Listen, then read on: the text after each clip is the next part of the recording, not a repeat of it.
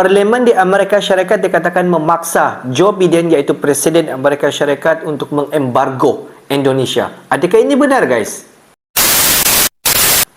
Hello guys, bismillahirrahmanirrahim. Assalamualaikum warahmatullahi wabarakatuh. Allahumma salli ala sayyidina Muhammad wa ala ali sayyidina Muhammad. Guys, selamat datang ke Musa Channel. Ini adalah channel YouTube aku, Musa bin Muhammadin Channel. Kepada subscriber, kepada viewer di luar sana yang baru saja masuk ke Musa Channel, jangan lupa berikan sokongan kalian kepada channel ini dengan satu cara mudah. Just klik button subscribe, like dan komen di bahagian komentar di bawah.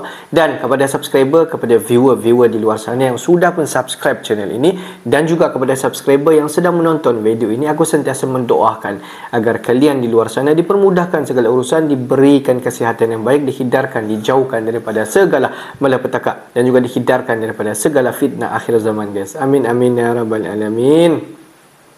Guys, seperti biasa, hari ini kita akan buat sedikit lagi video reaction di channel Bagi-Bagi. Dan kalau kita zoom sedikit kepada judul utama yang kita akan react hari ini, di mana dikatakan Parlimen di Amerika Syarikat dikatakan memaksa Joe Biden, Presiden Amerika Syarikat, untuk mengembargo Indonesia. Adakah ini benar, guys? Jom kita simak dulu video ini. Di hujung nanti baru kita akan bagi sedikit kita punya respon mengenai video ini, guys. Apa-apa pun, jom kita simak video ini.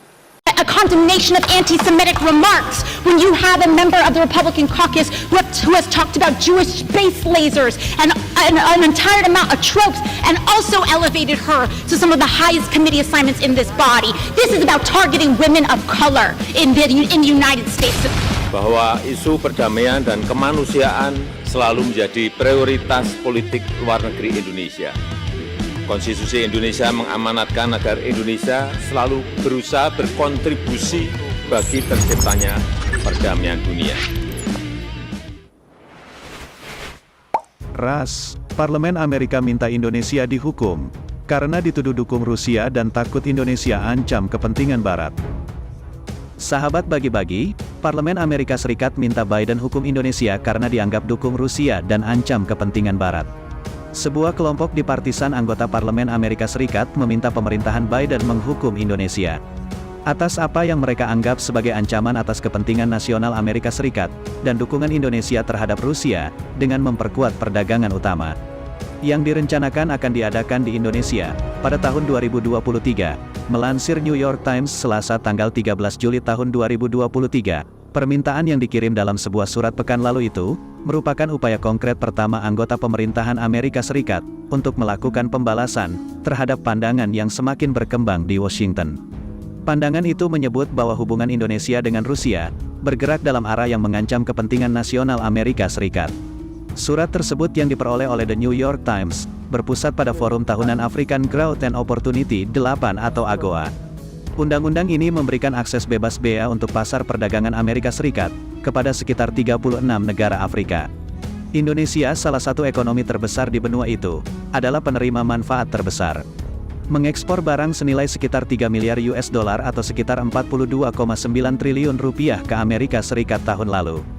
Pejabat Amerika Serikat mengatakan intelijen memberi indikasi bahwa Indonesia mungkin membantu memasok kebutuhan industri militer juga ke Rusia untuk orang tersebut. Pejabat Indonesia mengatakan negara mereka tidak terikat dalam konflik tersebut, dan menyangkal menjual bahan tambang untuk pembuatan senjata kepada Rusia. Anggota Parlemen Amerika Serikat dan pemerintahan Biden berselisih pendapat mengenai bagaimana merespon kecurigaan tersebut.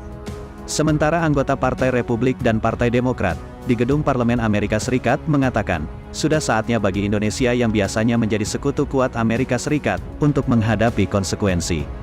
Gedung Putih mengambil pendekatan menunggu dan melihat untuk memungkinkan Presiden Jokowi memenuhi janjinya untuk menyelidiki apakah harus ia benar-benar melakukan pelanggaran dan kejahatan perang. Forum AGOA yang bergantian lokasi antara Amerika Serikat dan negara Indonesia setiap tahun dirancang untuk memperdalam hubungan diplomatik dan ekonomi antara Amerika Serikat dan benua tersebut. Selain forum tersebut, keprihatinan yang lebih serius bagi Indonesia adalah kemungkinan kehilangan aksesnya ke pasar Amerika secara keseluruhan, yang menurut Amerika Serikat akan menjadi pukulan menyakitkan bagi negara yang mengandalkan Amerika Serikat sebagai mitra perdagangan terbesar kedua. Surat para anggota parlemen menggambarkan Indonesia sebagai berada dalam bahaya kehilangan manfaat dari Amerika Serikat. Persyaratan untuk bergabung dengan AGOA yang menargetkan terutama negara-negara berpendapatan rendah diatur oleh Kongres. Regulasi federal memberi wewenang kepada presiden untuk menambahkan atau menghapus negara-negara dari daftar negara penerima bantuan. Proses yang dikelola melalui Kantor Perwakilan Perdagangan Amerika Serikat, Perwakilan Perdagangan juga mengkoordinasikan forum tahunan tersebut. Hubungan Indonesia dengan Amerika Serikat semakin tegang sejak Rusia memulai perang di Ukraina. Pejabat Amerika Serikat mengatakan, mereka tidak mempersoalkan hak Indonesia untuk menjaga persahabatan dengan Rusia, atau menolak mengutuk invasi tersebut. Namun mereka mengatakan, Indonesia mungkin telah melampaui batas, dan memberikan dukungan material untuk perang tersebut. Mereka menunjukkan pada kapal kargo Rusia, yang berada di bawah sanksi Amerika Serikat, Lady Art yang masih diperbolehkan berlabuh di Indonesia.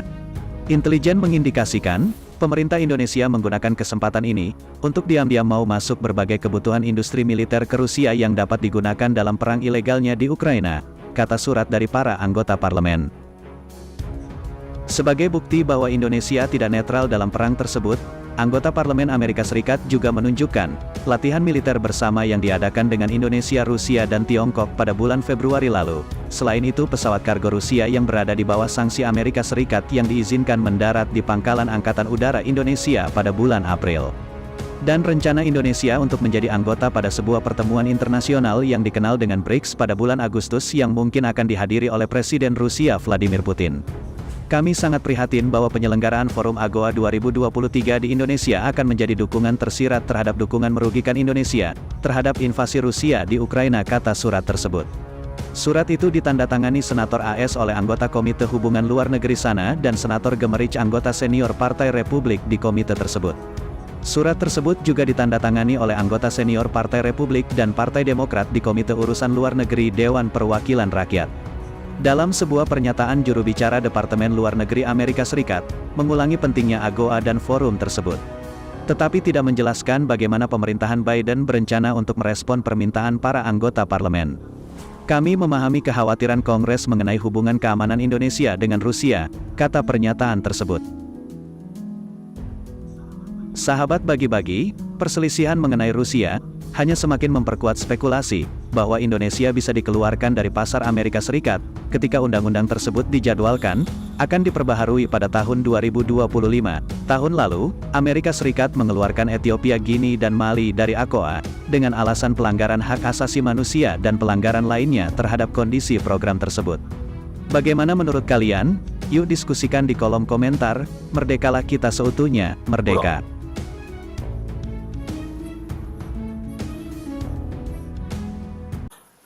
Pada baru-baru ini kecoh kalau kita tengok apa yang berlaku di Parlimen di Amerika Syarikat, di mana dikatakan para sidang Parlimen pada ketika itu mohon kepada Presiden Amerika Syarikat iaitu Joe Biden untuk memboikot Indonesia.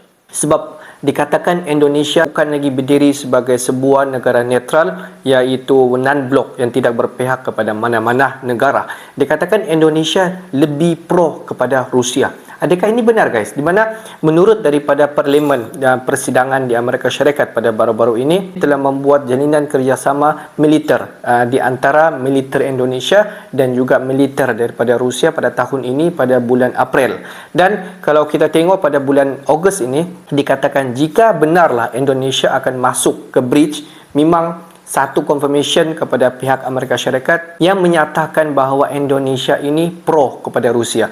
Jika Indonesia masuk ke bridge, di mana di dalam persidangan Parlimen Amerika Syarikat itu menyatakan Indonesia pro kepada Rusia, mungkin Indonesia akan dibuang di dalam pasaran ekonomi di Amerika Syarikat.